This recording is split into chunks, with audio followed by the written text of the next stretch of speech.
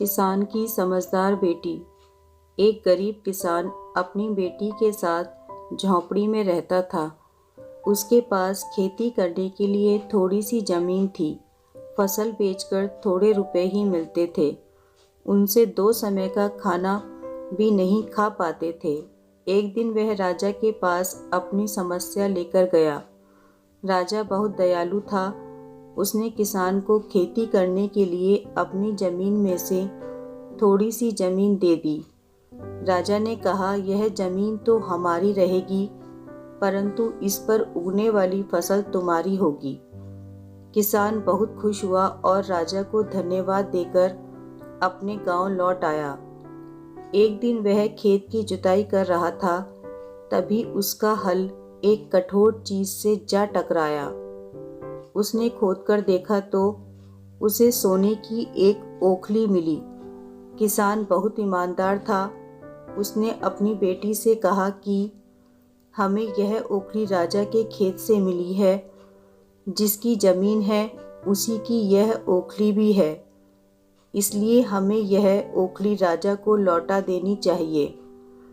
लेकिन किसान की बेटी बोली कि नहीं पिताजी, आप ऐसा ना करें। आपको केवल ओखली ही मिली है। अगर राजा ने आपसे इसकी मूसल मांगी तो आप क्या करेंगे? इसलिए आप इस ओखली को अपने पास ही रखिए। किसान को अपनी बेटी की यह बात अच्छी नहीं लगी।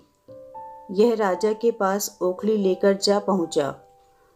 दरबार में वैसा ही हुआ जैसा कि उसकी बेटी ने कहा था। राजा ने सोचा कि किसान ने लालच में आकर मूसल अपने पास रख ली है। बेचारा किसान सोने की मूसल कहाँ से लाकर देता। नतीजा यह हुआ कि किसान को जेल में डाल दिया गया।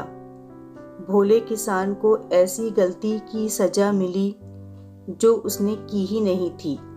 लेटे लेटे वह दिन रात रोता रहता था और यही कहता था कि काश मैंने अपनी बेटी की बात मान ली होती। एक दिन राजा ने उसे यह कहते हुए सुन लिया। फिर उन्होंने किसान से पूछा कि आखिर वह ऐसा क्यों कह रहा है। किसान ने राजा को पूरी बात बताई।